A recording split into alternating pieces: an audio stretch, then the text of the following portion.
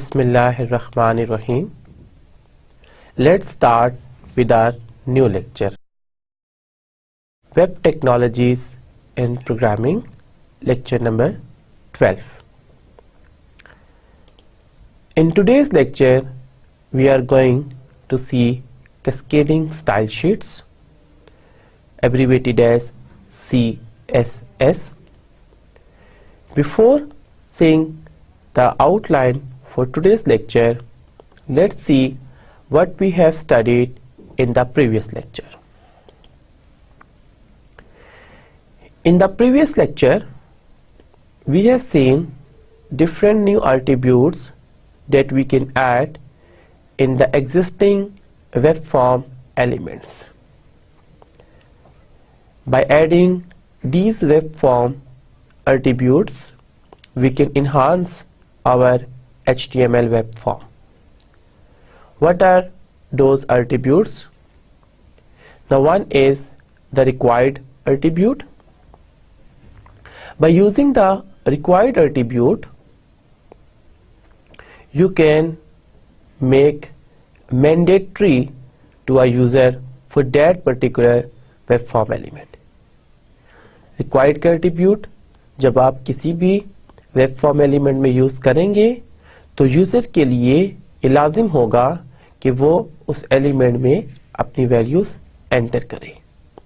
अगर वो user values enter नहीं करेगा और फॉर्म को सबमिट करेगा तो फॉर्म उसको एरर डिस्प्ले करेगा। The next one is place holder attribute. The place holder attribute is given to mention some default values to be appeared on the web form element.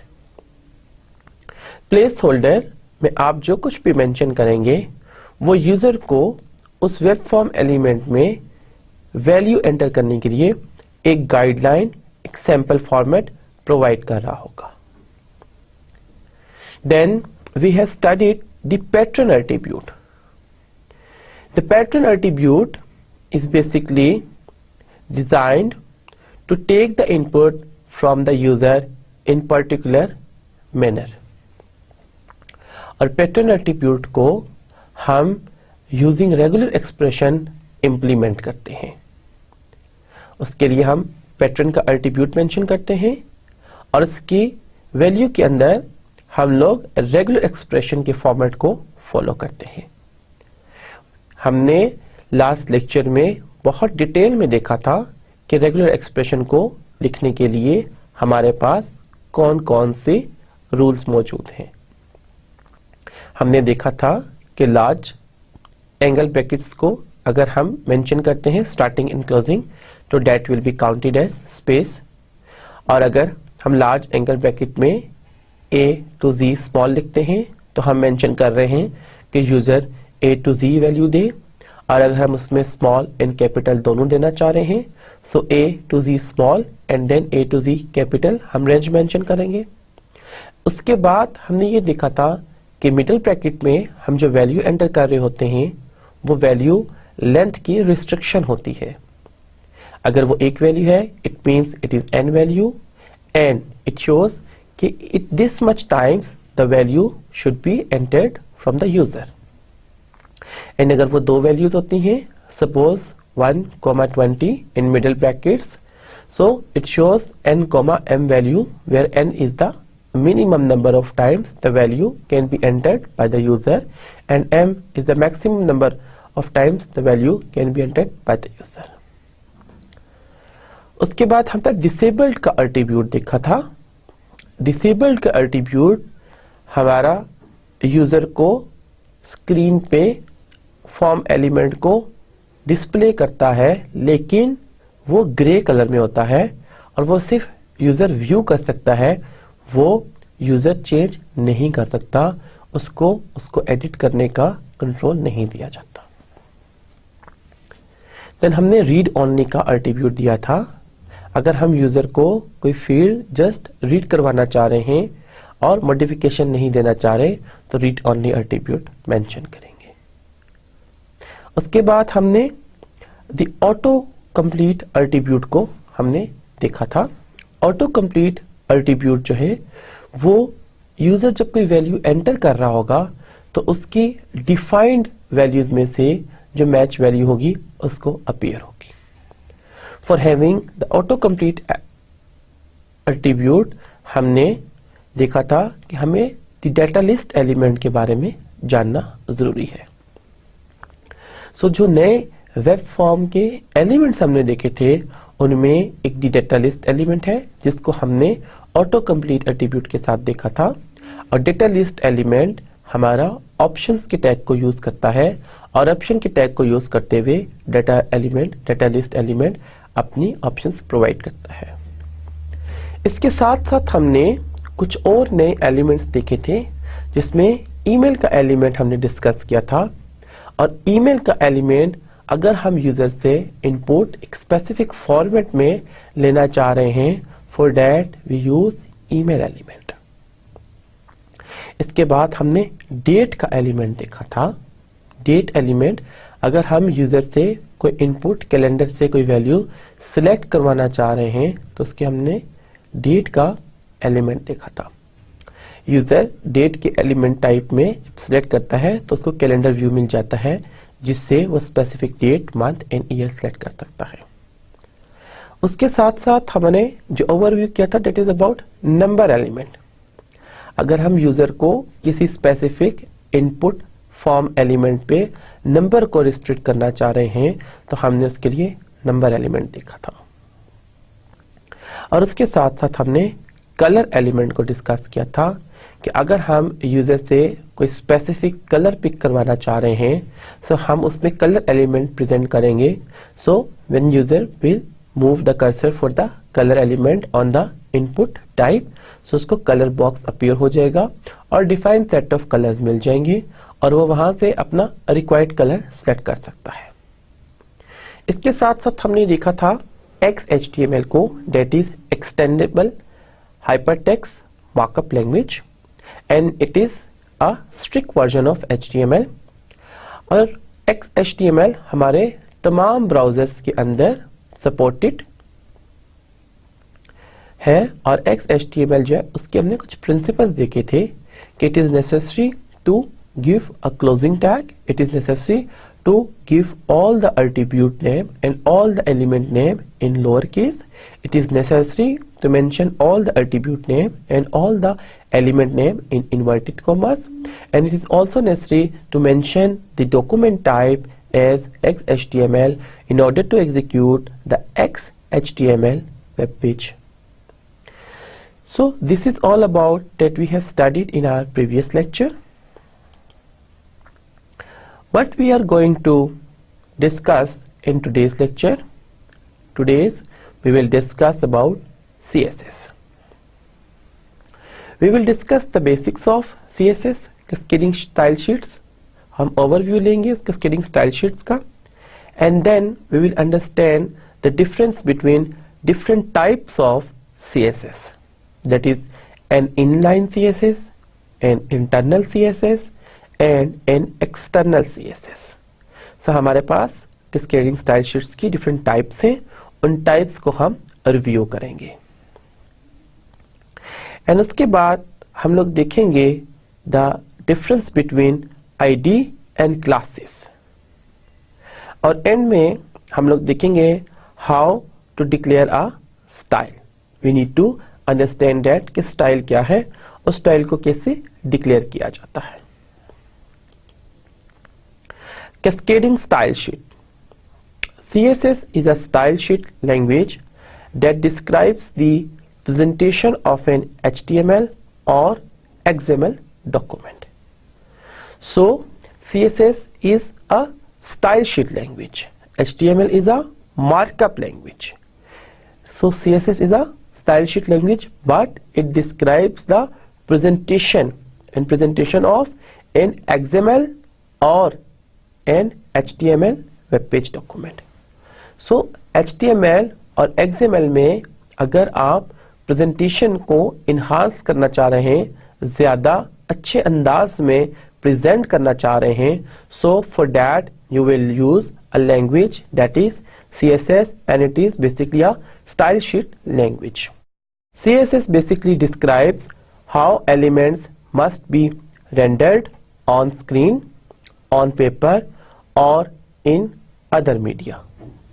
So with the help of CSS you can see कि जो हमारे पास web form के elements थे, हमने पीछे discuss किया web form के elements को।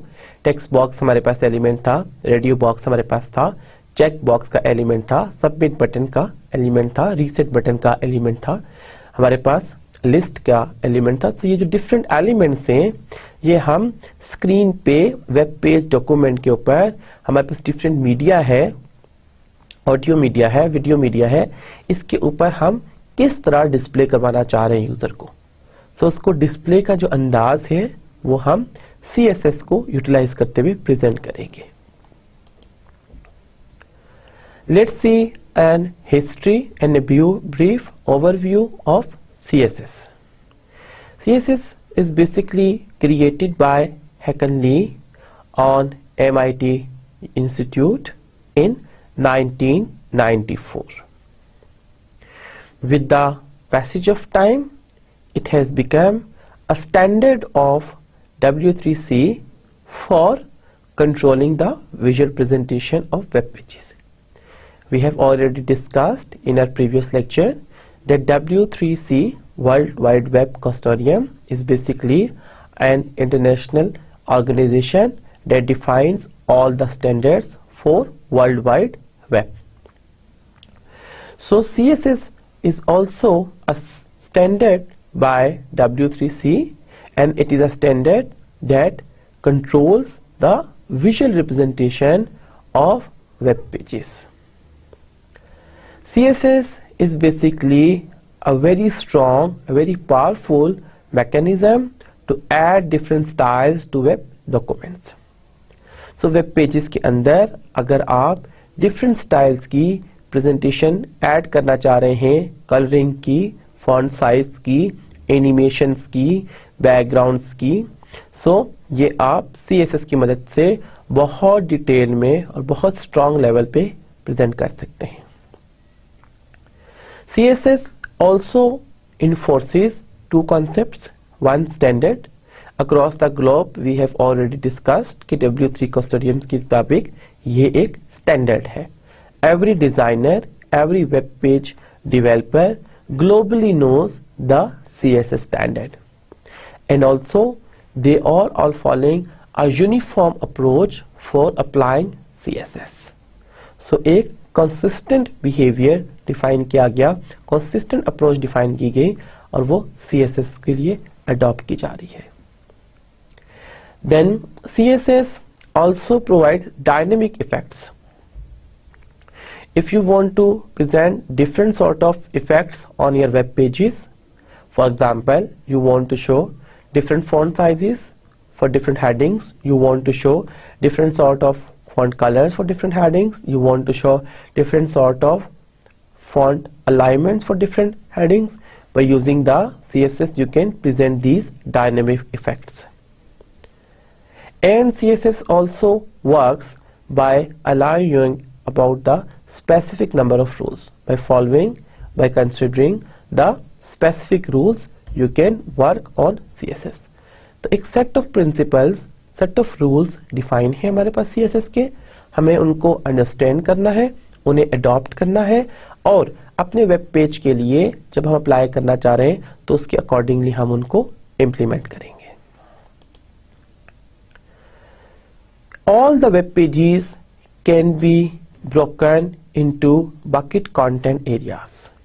It means if there is a website that has 12 web pages, so we can divide the web pages according to the content and according to the content presentation. Let's suppose हम page 1 to 4 को एक different presentation में different content को present करना चाह रहे हैं, तो हम एक डिफरेंट स्टाइल से उसकी रिप्रेजेंटेशन कर सकते हैं। Let's suppose page number 5 to 10 हम डिफरेंट स्टाइलिंग के साथ देना चाह रहे हैं, तो हम उसको सेपरेटली कंटेंट को बकेट कर सकते हैं। And let's suppose last 2 pages, page 11 and 12 के लिए हम एक और किस्म की एनिमेशंस एंड इफेक्ट्स डालना चाह रहे हैं तो हम इनको सेपरेटली बकेट कर सकते हैं। सो जितने भी वेब पेजेस हैं हमारी वेब एप्लीकेशन के, हमारी वेबसाइट के, हम उनको डिवाइड कर सकते हैं according to the content and we can apply the relevant presentation, the relevant visual effects on that particular content with respect to CSS rules and regulations.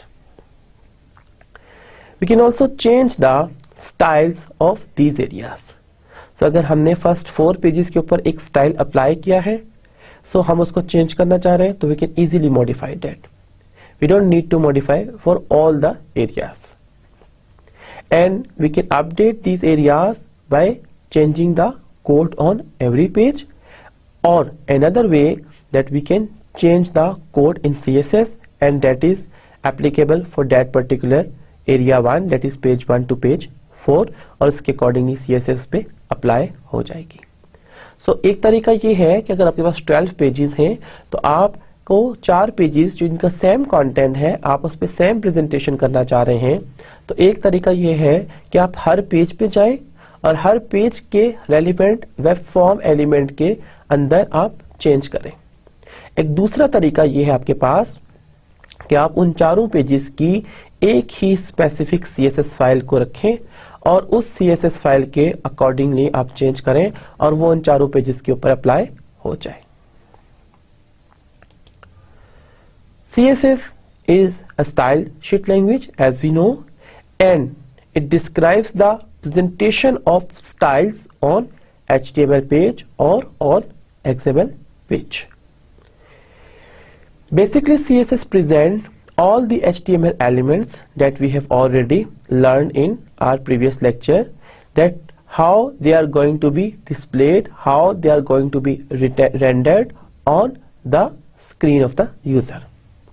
So web elements में हम web elements को कहां किस तरह present करना चाह रहे हैं ये गाइडलाइन हमें CSS प्रोवाइड करता है। Now there are different versions of CSS. Let's see from version number 1. The first version of CSS is CSS1. It was released in year 1996. And this version is Spotty Netscape 4.0 supported. Netscape 4.0 support this version. And this version pushed the Netscape to write their own style sheet language. There is no uniform standard at that time. Then Internet Explorer version 4. onward was fully compatible with CSS1. They follow CSS1 principles. So the result is if the user are using Netscape 4. some versions, then they can use CSS with care because they need to do their styling accordingly. So always test CSS1 with both browsers like Netscape and Internet Explorer. So the limitation of CSS1 is number 1, it has no support for tables. आप जो web form का element है उसमें जो table create करते हैं, table के अंदर आप प्रेजेंटेशन को चेंज करना चाह रहे हैं, so CSS1 उसको सपोर्ट नहीं करती थी। Secondly, it makes no provision for downloadable fonts. So आप नए फॉन्ट्स को डाउनलोड नहीं कर सकते थे, जो अवेलेबल फॉन्ट्स हैं आपको सिर्फ वही यूज करने थे। एंड मीडिया फाइल्स जो हैं, ऑडियो फाइल्स जो हैं, वीडियो फाइल्स जो हैं, उनकी बड़ी लिमिटेड टाइप्स जो हैं वो सपोर्ट की जाती थी CSS1 में। So these are the major limitations of CSS1. Now the next version of cascading style sheet is CSS2. CSS2 was released in year 1998 and it extends CSS version 1 and Internet Explorer version 5 point something supports mostly with CSS2, but it does not support all the features of CSS2.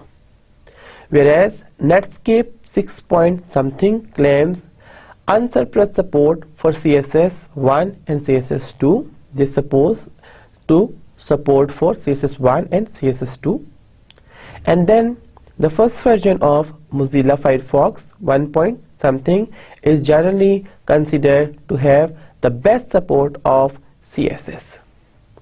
So this is all about for the second version of CSS2. The next version of cascading style sheet was CSS3. CSS3 was drafted, means initial version was published in year 1999 and its proper and final version was released in year 2012. CSS3 also supports all the backward features of CSS2 and CSS1. It means CSS3 is compatible with CSS2 as well as with CSS1.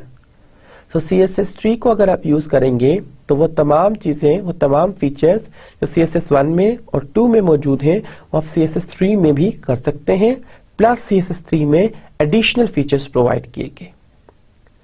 Now CSS3 is divided into 2 different modules, in 2 different approaches. The first approach that it contains all the old CSS specification, but some old tags has been removed in this version. So एक CSS3 में older support है of CSS1 and CSS2 की, लेकिन उसमें कुछ features जो हैं वो रिमूव कर दिए गए, कुछ स्पेसिफिक टैग्स जो हैं.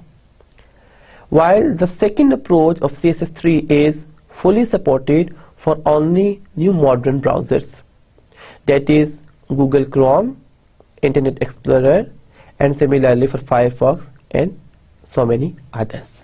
So CSS3 का जो न्यू वर्जन है वो तमाम लेटेस्ट ब्राउजर्स के साथ compatible है and you can use them accordingly.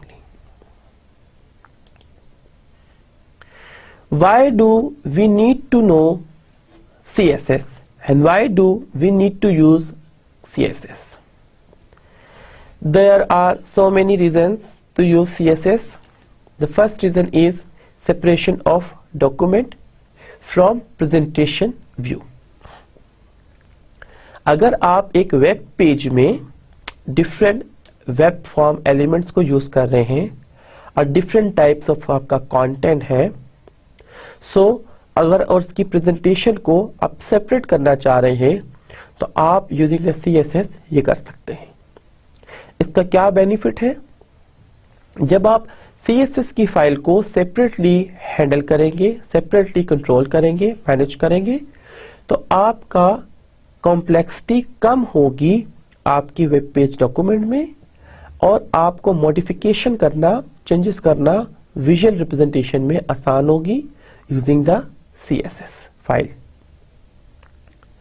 And आपकी जो कोड की कॉम्प्लेक्सिटी है वो भी मिनिमाइज हो जाएगी. The second thing is saves time. Definitely अगर आप सिर्फ एक वेब पेज की या मल्टीपल वेब पेज की एसोसिएटेड CSS को चेंज करना चाह रहे हैं, सो यूजिंग द CSS आप सिर्फ CSS फाइल के अंदर जाके CSS specific line of code में चेंज करेंगे तो वो अप्लाई हो जाएगा तमाम वेब फॉर्म एलिमेंट्स पे.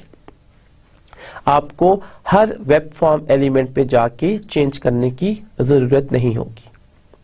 सो in this way you are saving the time and definitely आपकी कंसिस्टेंसी जो है वो अचीव होगी. आपकी तमाम एप्लीकेशन में जहां जहां वो CSS अप्लाई है उस CSS के जो इफेक्ट्स हैं उनके अंदर कंसिस्टेंसी हम आहंगी होगी. सपोज आपकी एक वेब एप्लीकेशन में आपने 4 पेजेस पे एक ही CSS अप्लाई की, सो अगर आप उसमें फॉन्ट स्टाइल को टाइम्स न्यू रोमन से कैलबरी फॉन्ट स्टाइल अप्लाई करना चाह रहे हैं तो आप सिर्फ जाके CSS में एक दफा चेंज करेंगे तो वो अपेरेंटली तमाम सारे 4 पेजेस पे अप्लाई हो जाएगा.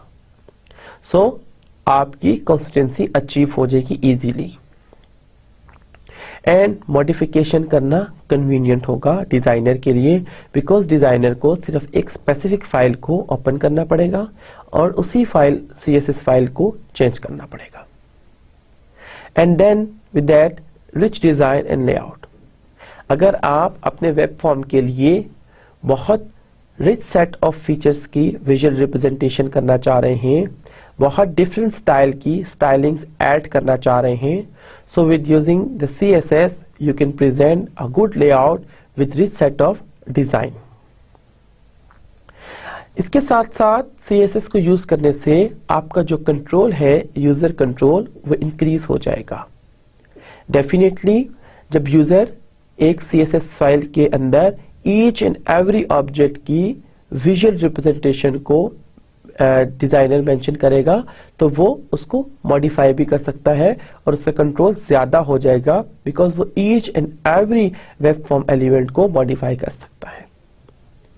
Then accessibility to all the web form elements will be more, because तमाम विजुअल रिप्रेजेंटेशन के अंदर CSS नए एट्रीब्यूट्स डाल रहा है, CSS नए फीचर्स दे रहा है और आप उन नए फीचर्स को, नए एट्रीब्यूट्स को यूज करते हुए ज्यादा एक्सेसिबल बना सकेंगे अपने डिजाइन कंट्रोल को, अपने विजुअल रिप्रेजेंटेशन को।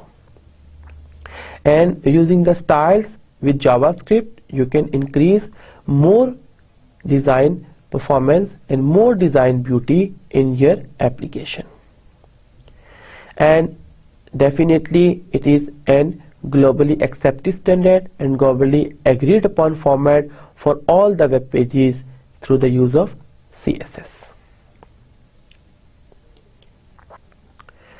What is the disadvantage of CSS?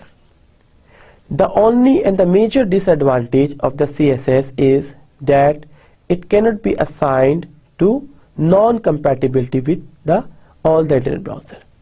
So CSS is non-compatible with all the internet browsers. Yes, it is supported to the major browsers, but not each and every browser is compatible with the CSS.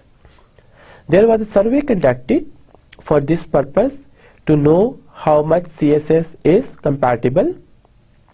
And the result of the survey is this, that in current world, in today's era, 85% of web users are able to see all those pages that are using CSS.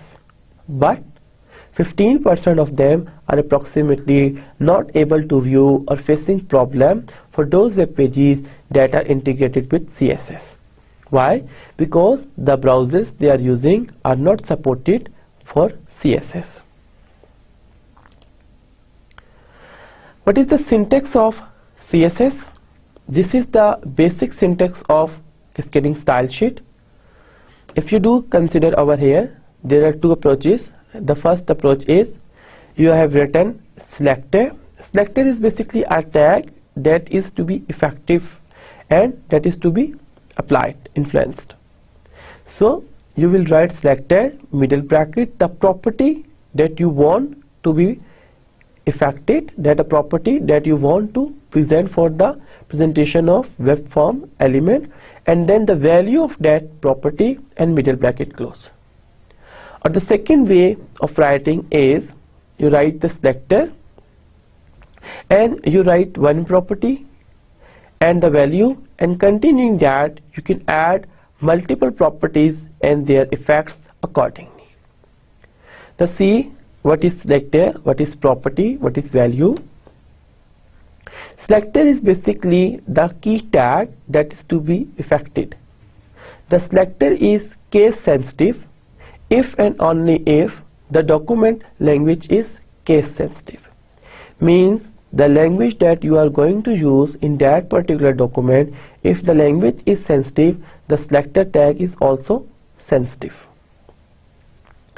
And selector is basically the tag that is to be affected. The second is property and value. Property and value describe the appearance of that tag. So how the tag is going to represent is done with the help of property and its value accordingly. Space. Space after the colon and semicolon is optional. If you provide, it is optional. If it doesn't provide, it doesn't show any error. While a semicolon is mandatory, so it is necessary to use semicolon between the property and value. But the semicolon after the last pair is optional.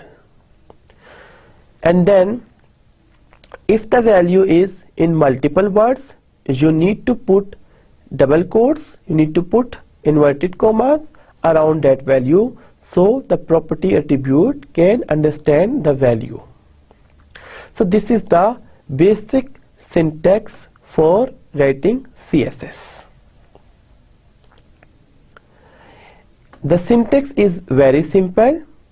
It is basically just a file that contains the list of selector, list of different tags and descriptors that what tags have to perform them.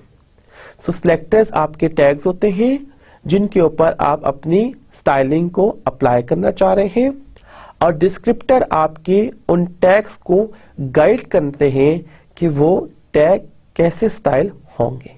For example H1 हमारे पास एक form element है, उसके अंदर हमने apply किया colour की property और colour की वैल्यू दे दी ग्रीन, एंड देन फॉन्ट की प्रॉपर्टी फॉन्ट फैमिली और उसकी वैल्यू दे दी Verdana. So what does it means? It means H1 is the selector जिसके ऊपर हमने अप्लाई की स्टाइलिंग, एंड जो उसकी प्रॉपर्टी है वो हमने अप्लाई जो की, दैट इज वो डिस्क्रिप्शन क्या है, वो डिस्क्रिप्टर है कि फॉन्ट जो है वो ग्रीन कलर में वर्डाना फॉन्ट स्टाइल में प्रेजेंट किया जाए. सो CSS file is just a list of selector, कौन कौन से टैग्स हैं एंड डिस्क्रिप्टर पेयर्स, और उनके अकॉर्डिंग कौन कौन सी डिस्क्रिप्शन होगी उन पर्टिकुलर टैग्स के लिए. So selectors may be simple HTML tags. We already know many HTML tags. Bold का टैग है हमारे पास, italic का टैग है हमारे पास, पैराग्राफ का टैग है हमारे पास, अंडरलाइन का टैग है हमारे पास, स्ट्राइक आउट का टैग है हमारे पास, फॉन्ट फेस का टैग है हमारे पास. So हमारे पास डिफरेंट टैग्स हैं HTML के और XML के.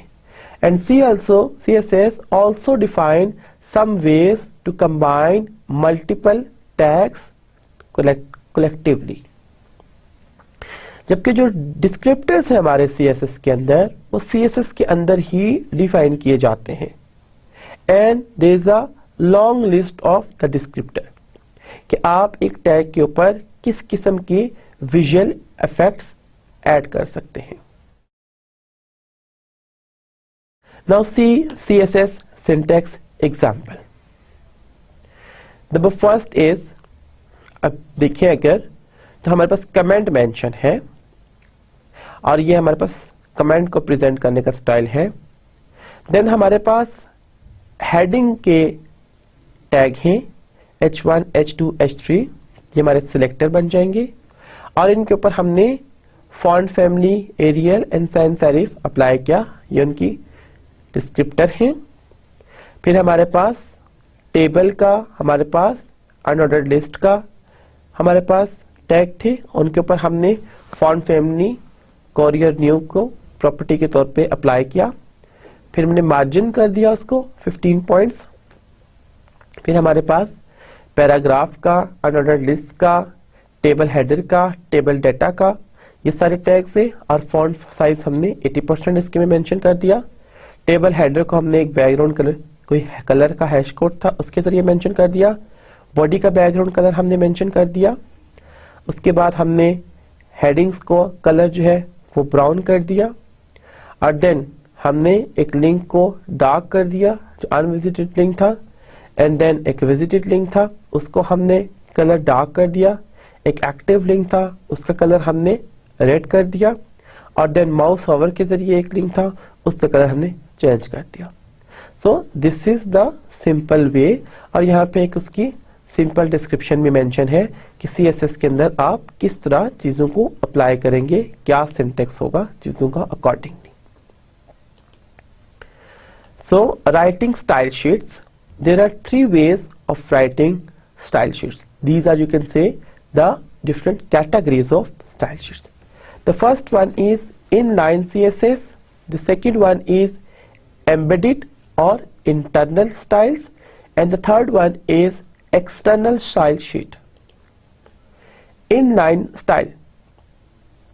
Inline style is basically adding the styles to each tag within the same HTML web page or web document. So inline, आप किसी एक HTML फाइल के अंदर अगर किसी एलिमेंट में कुछ स्टाइलिंग ऐड करना चाह रहे हैं तो आप जहां पे टैग यूज कर रहे हैं वहीं पे आप उसका स्टाइल भी अप्लाई कर देंगे। And you use it when you need to format just single section of a web page. जब आपने एक वेब पेज में limited number of web elements को अप्लाई करना है किसी पर्टिकुलर स्टाइल्स को, तो तब आप इनलाइन यूज करते हैं। एंड इसके अंदर स्टाइल क्या है? स्टाइल बेसिकली वो एट्रीब्यूट है जिसके जरिए आप CSS को इंप्लीमेंट करते हैं अपनी वेब पेज के लिए, अपने डॉक्यूमेंट के लिए। सो स्टाइल के एट्रीब्यूट के जरिए आप अप्लाई करेंगे अपनी CSS को। So what is the way of using inline CSS? C the example. हमारे पास हेडिंग है H1, हमने स्टाइल को मेंशन किया, कलर उसका जो है हमने मेंशन किया प्रॉपर्टी और उसके कॉलन डाला और वैल्यू रेड, सेमीकोलन, पहली प्रॉपर्टी खत्म हुई, दूसरी प्रॉपर्टी फॉन्ट फैमिली, कॉलन डाला और उसकी वैल्यू बताई सैंस सेरिफ। ये लास्ट हमारे पास प्रॉपर्टी थी, दैट्स वाई सेमीकोलन को नहीं मेंशन किया। और ये सब हमने इन्वर्टेड कॉमास के अंदर मेंशन किया और हमारे पास ये क्या है? ये हमारे पास हेडिंग 1 आ जाएगी। So see the code for it. H1 style colour is red, font size is, अब फॉन्ट साइज मेंशन कर दिया हमने 36 पिक्सल में फॉन्ट साइज हमने मेंशन किया। And this heading is styled with CSS।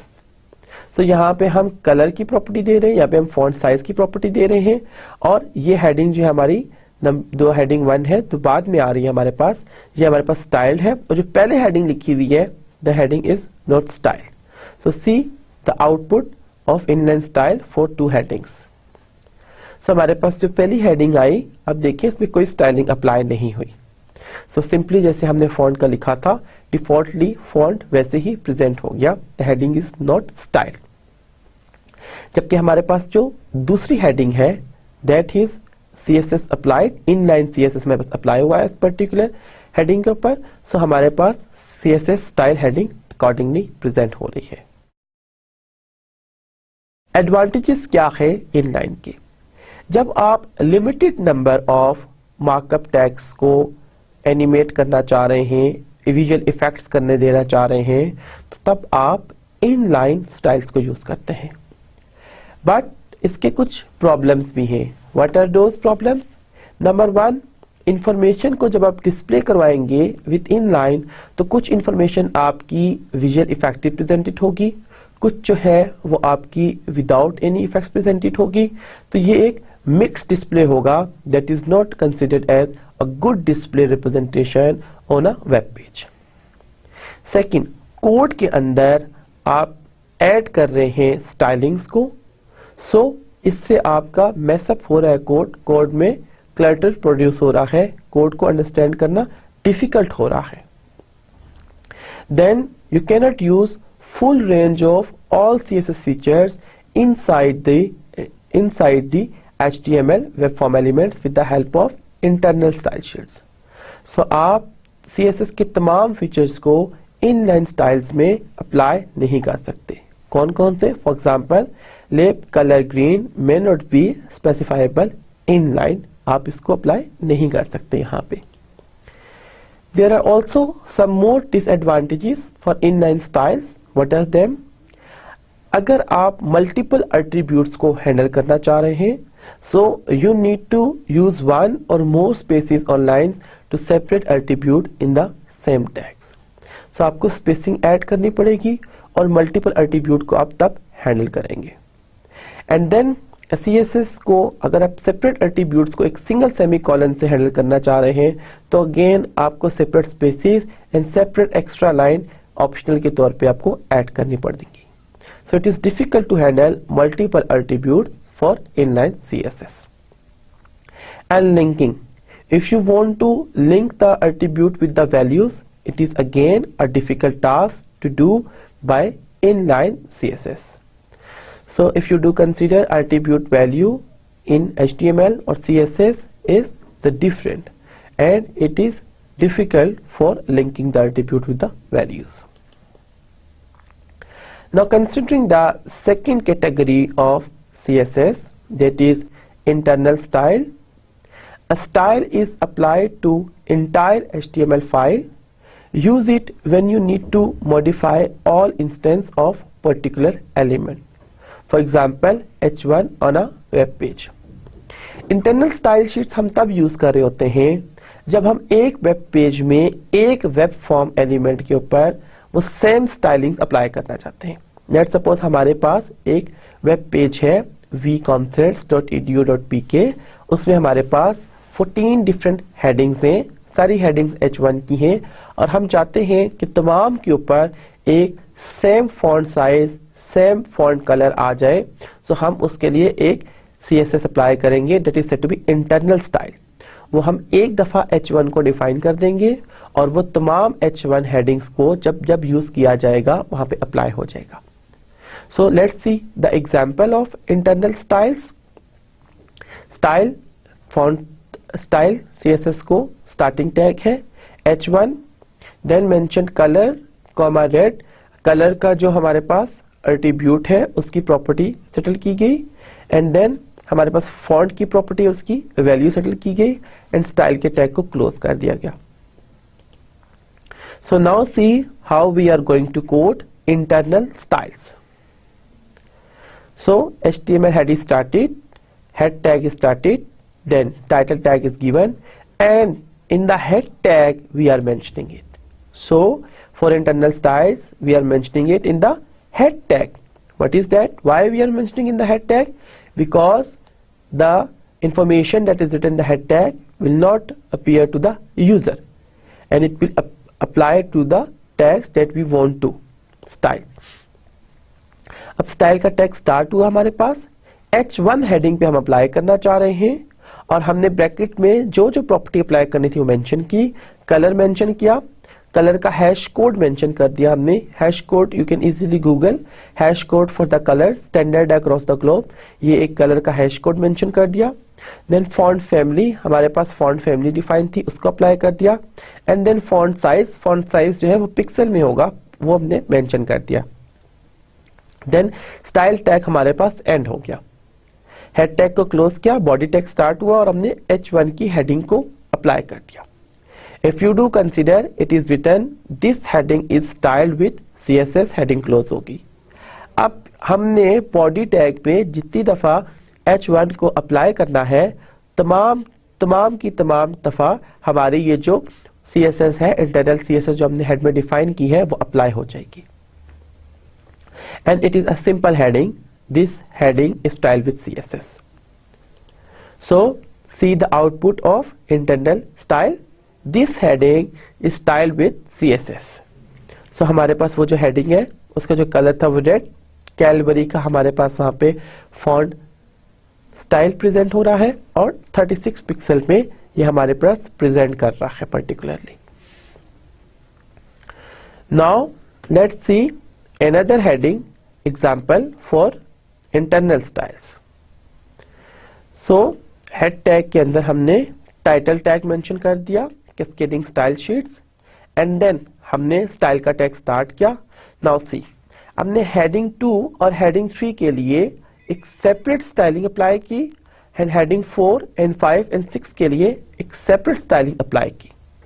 For heading 2 color is green, property value is given green, and font family is given sans serif. And for heading 4, heading 5 and heading 6 color is given blue and font family is given sans serif. So heading 2 और 3 पे हमारे पास ये वाली properties apply होंगी, and heading 4, 5, 6 पे हमारी ये properties apply होंगी. बट प्लीज डू कंसिडर कि ये हेड सेक्शन में होना चाहिए, number 1. And use of bracket को आपने फोकस करना है कि ब्रैकेट्स प्रॉपरली यूज हो, एंड ऑलवेज एक स्टाइल जो है वो अप्लाई होगा साइमल्टेनियसली मल्टीपल टैग्स पे। ये वाला अप्लाई हो जाएगा H456 पे और ये वाला हमारे पास अप्लाई हो जाएगा H23 पे। The only difference is of colour difference. For H1, 2 and 3, H1 and H2 and 3 green colour होगा, H4, 5 and 6 के लिए ब्लू कलर होगा। Now external style sheets, this is the third category of cascading style sheets. External style sheet is a text file containing the style definition, style declaration. एक separate file होगी, ये HTML file के अलावा एक नई file बनेगी और इस फाइल की एक्सटेंशन .css होगी, जिसके जरिए आप अपने वेब पेज डॉक्यूमेंट की विजुअल प्रेजेंटेशन को कंट्रोल करेंगे। And you will use it when you need to control the style for entire website. अगर आप एक वेबसाइट के अंदर सेम CSS अप्लाई करना चाह रहे हैं तो आप एक्सटर्नल स्टाइल शीट यूज करेंगे, और अगर एक वेबसाइट में मल्टीपल पेजेस के लिए आप मल्टीपल स्टाइलिंग यूज करना चाह रहे हैं तो जिन जिन पेजेस के लिए सेम स्टाइलिंग होगी उनकी सेपरेट CSS होगी, और बाकी सारे रिमेनिंग के लिए जबकि सेम स्टाइलिंग होगी सेपरेट CSS होगी। लेकिन अगर आपकी एक वेबसाइट के लिए, एक वेब बेस्ड एप्लीकेशन के लिए आप सेम स्टाइलिंग यूज करना चाह रहे हैं तो आप उनके लिए एक CSS फाइल बनाएंगे। And you will use it when you need to control the style of entire website. What are the advantages? It allows you to apply the same style easily to multiple HTML files. So different HTML documents को, different HTML pages को using the external CSS आपकी same styling apply हो जाएगी। And it is a convenient and easy way to give a site a standard look and feel. और आप website को अगर चाह रहे हैं कि सेम फॉन्ट साइज हो, सेम फॉन्ट का कलर हो, फॉन्ट की जस्टिफिकेशन सेम हो, सो इस तरह की तमाम चीज़ों को आप कंसिस्टेंसी को अप्लाई करना चाह रहे हैं, the best way is to use external style sheet. So external style जो है कन्वीनियंटली आपको एक standardised form of look and feel of your website provide होगी। Now, what is the way to write external style sheets? You need to open a new blank document in Notepad.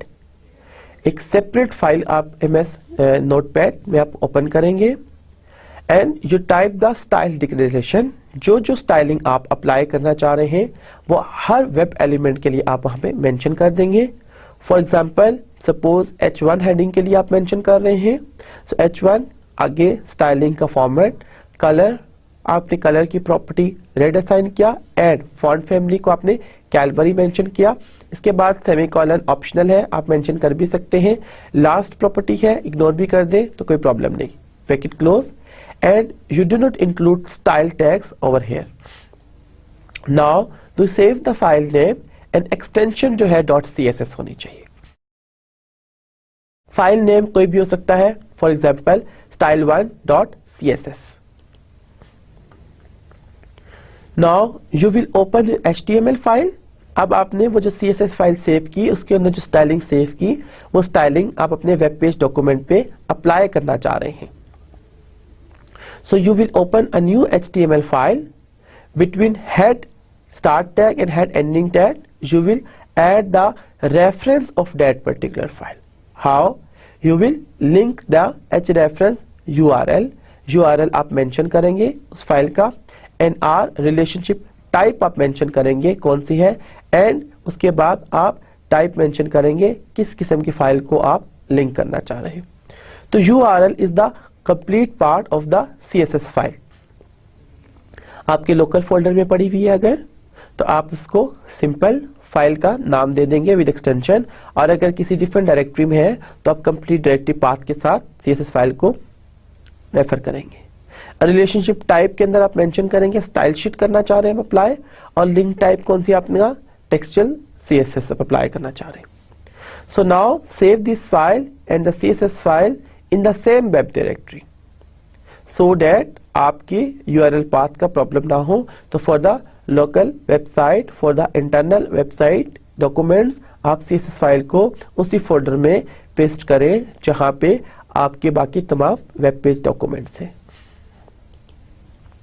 तो see the example, हमने एक नई file को open किया। इस file के अंदर हमने H1 हेडिंग को मेंशन किया एंड कलर ग्रीन मेंशन कर दिया। फॉन्ट साइज हमारे पास 36 पिक्सल मौजूद है। फॉन्ट फैमिली हमारे पास कैलबरी है, ब्रैकेट क्लोज की, ये हमारी स्टाइल की डिक्लेरेशन होगी। फाइल को हमने सेव कर दिया mystyle.css, ये फाइल का नेम है। अब हमने एक नई फाइल ओपन की जो HTML पेज है जिसमें हम वो एक्सटर्नल CSS रेफर करेंगे। HTML का टैग स्टार्ट हुआ, हेड का टैग स्टार्ट हुआ, टाइटल का टैग स्टार्ट हुआ। Please keep in mind if it is an external CSS or if it is an internal CSS, always we will implement inside the head section. So अब हमने head में एक link reference को use करते हुए उस file का नाम दिया और ये फाइल उसी फोल्डर में पड़ी हुई है जिस फोल्डर के अंदर हमारा HTML डॉक्यूमेंट है। एंड देन हमने रिलेशनशिप को मेंशन किया, स्टाइल शीट रिलेशनशिप हमारा मेंशन है एंड देन हमने इसकी टाइप को मेंशन कर दिया। नाउ हेड का टैग क्लोज हुआ, बॉडी का टैग स्टार्ट हुआ। अब H1 हमने एक हेडिंग लिखी, this heading is style with external style sheet, ये हमारी हेडिंग का कंटेंट था। एंड H1 हेडिंग क्लोज हुई, बॉडी का टैग क्लोज हुआ, HTML का टैग क्लोज हुआ। अब ये हेडिंग जो है ये इसमें रेफर कर रही है इस CSS को, और उस CSS के अंदर अगर हम बैक स्लाइड पे देखें तो हमारे पास H1 की सारी स्टाइलिंग लिखी हुई है। That's why it will be applied for H1। अगर इस फाइल में बैक स्लाइड पे जो हमने CSS फाइल क्रिएट की थी H2 की स्टाइलिंग भी क्रिएट हुई होती तो और H2 भी यहाँ पे लिखा होता तो दोनों पे अप्लाई होता।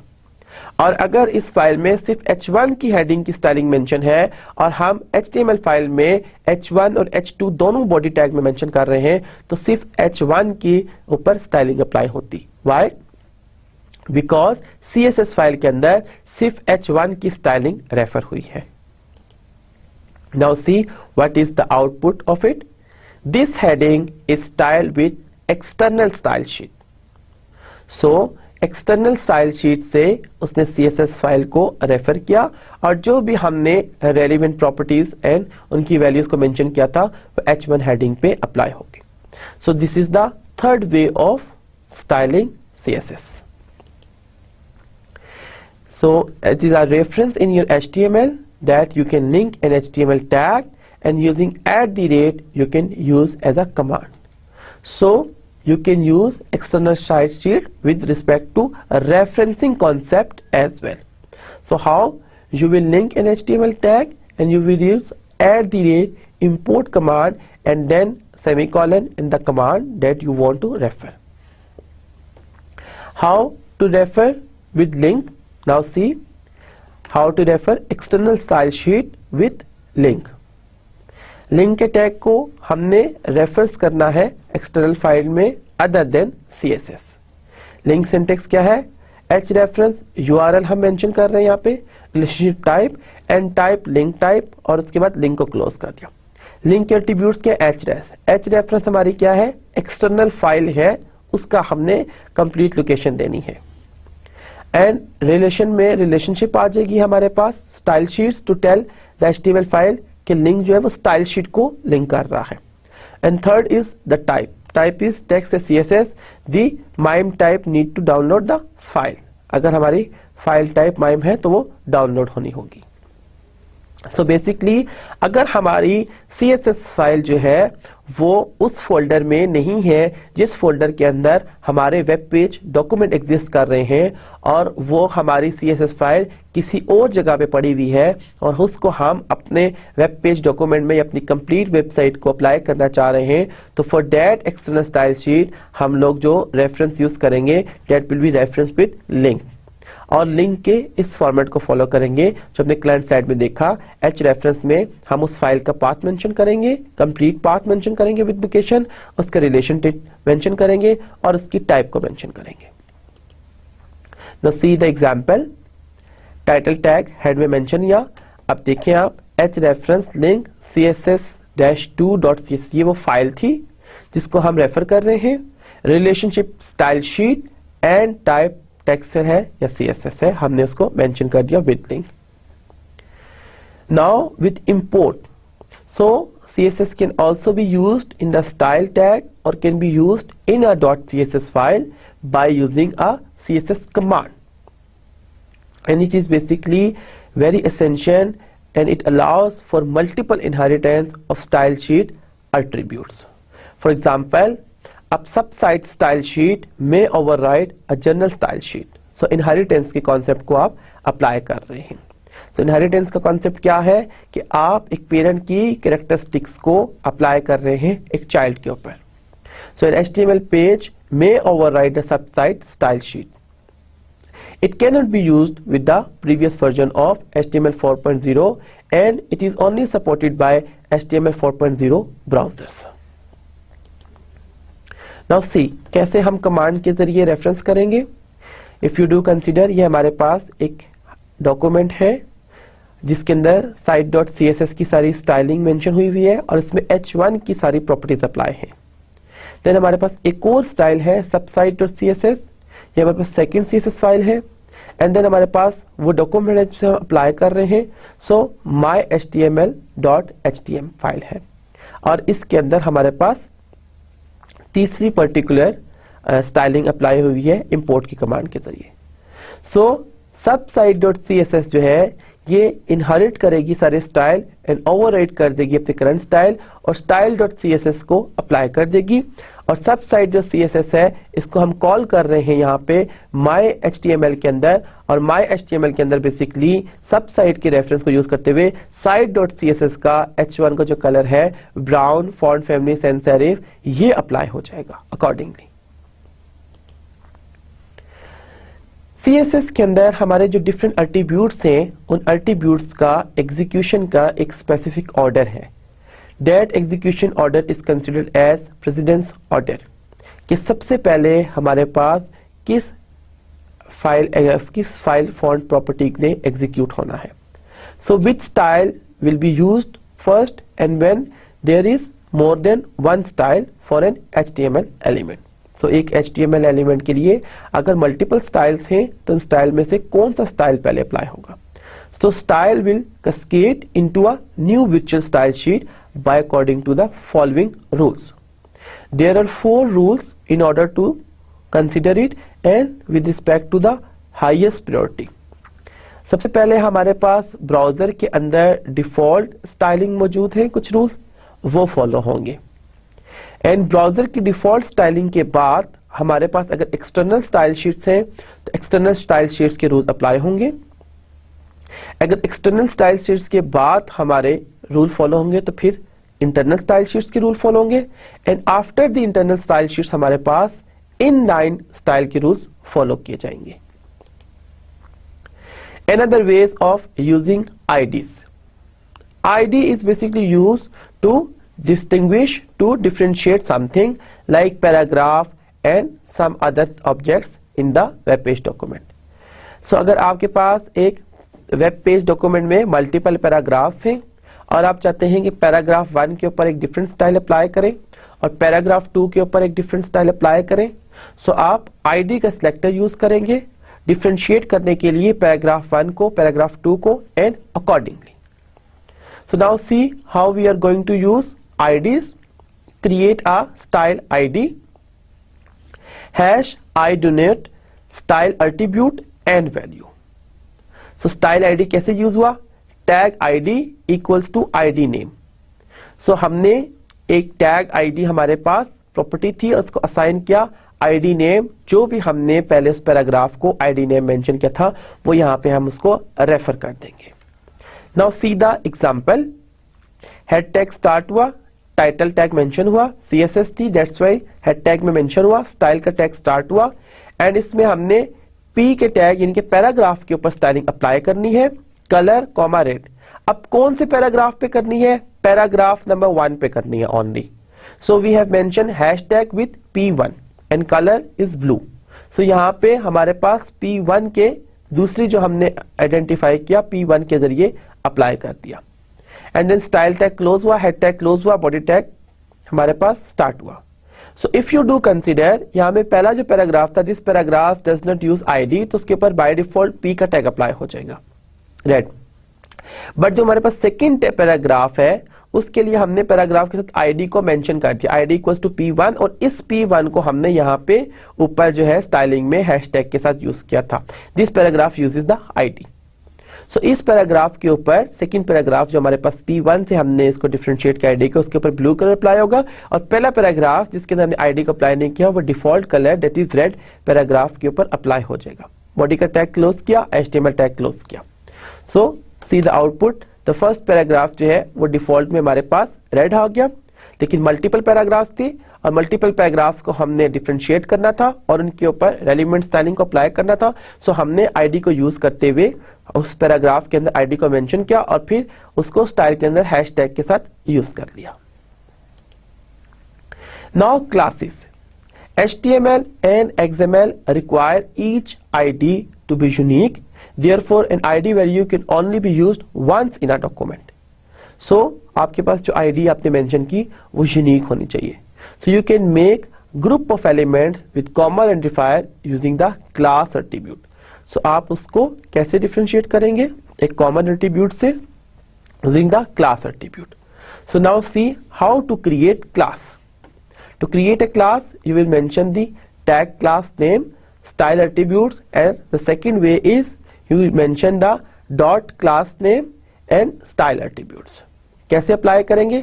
See, हमने मेंशन किया tag class equals to class name और हेडिंग पे अप्लाई करना है h1 class equal to first header। तो फर्स्ट हेडिंग पे अपने क्लास को मेंशन करना है और ये हेडिंग है IU h1 क्लोज कर दिया।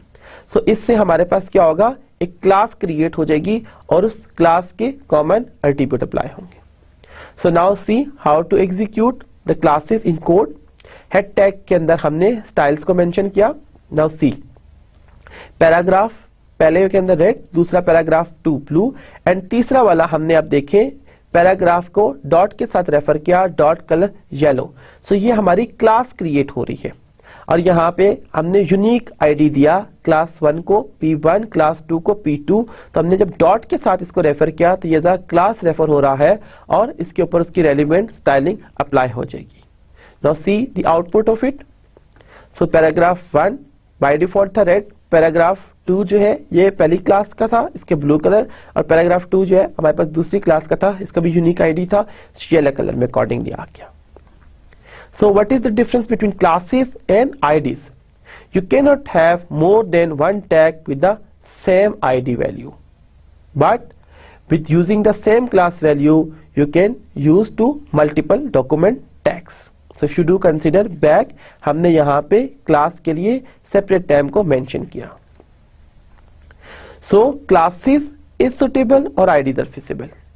Use IDs for any element that are simply used once on a page. एक दफा अगर एक एलिमेंट पे आपने डिफरेंशिएट करना है तो better to use IDs. But if you want to use classes then use the classes to style websites, but when you have to use an element in JavaScript use as an identifier. तो JavaScript के साथ या हमने multiple जगह पे उसकी referencing करनी है तो फिर हम उसको क्लास एट्रीब्यूट्स के साथ बेहतर है यूटिलाइज करें। So what is the summary of today's lecture? In today's lecture, we have studied what is CSS. CSS is cascading style sheet. And what does CSS do? CSS basically adds a description to the HTML page and it guides and provides how an HTML page is presented on the user browser for web form elements. So web form elements render कैसे होंगे, display कैसे होंगे screen पे, media पे, उसके लिए हम CSS को देखेंगे। एंड CSS के हमने एडवांटेज देखे कि ये कॉम्प्लेक्सिटी को मिनिमाइज करता है, हमारे पास कॉस्ट को सेव करता है, चेंज को कंट्रोल करना हमारे पास इजी होता है, लेआउट्स को डिजाइन करना एफिशिएंट सिस्टम बन जाएगा। एंड देन हमने देखा कि एक्सटर्नल स्टाइल शीट्स जो हैं वो हमारे पास CSS फाइल में सेव होती हैं। इसके साथ हमने ये भी देखा कि हमारी CSS जो है वो लेआउट्स को डिफाइन कर रही है, हमारी डिफरेंट वेरिएशंस को डिफाइन कर रही है और डिफरेंट स्क्रीन साइज के ऊपर, डिफरेंट डिवाइसेस के ऊपर हमने अपने वेब पेज को एग्जीक्यूट करना है तो we need to consider CSS। And इसके साथ हमने CSS के वर्जन को देखा था, वर्जन 3.1 से कैरी ऑन किया हमने, वर्जन 1 से कैरी ऑन किया और वर्जन 3 तक हमारा CSS था और CSS 3 2012 में रिलीज हुई थी हमारी। उसके बाद हमने डिसएडवांटेज भी देखे थे। तमाम के तमाम CSS के डिसएडवांटेज क्या है? मेजर डिसएडवांटेज जनरल CSS का ये था कि तमाम वेब ब्राउजर जो है वो CSS को सपोर्ट नहीं करते। उसके बाद हमने 3 CSS टाइप्स को देखा। इनलाइन को, जब आप एक HTML वेब एलिमेंट को स्टाइल करना चाह रहे हैं तो आप इनलाइन यूज करेंगे, और जब आप एक वेब पेज के अंदर मल्टीपल वेब एलिमेंट्स को सेम स्टाइल अप्लाई करना चाहते हो तो आप हेड टैग के अंदर इंटरनल CSS लिखेंगे।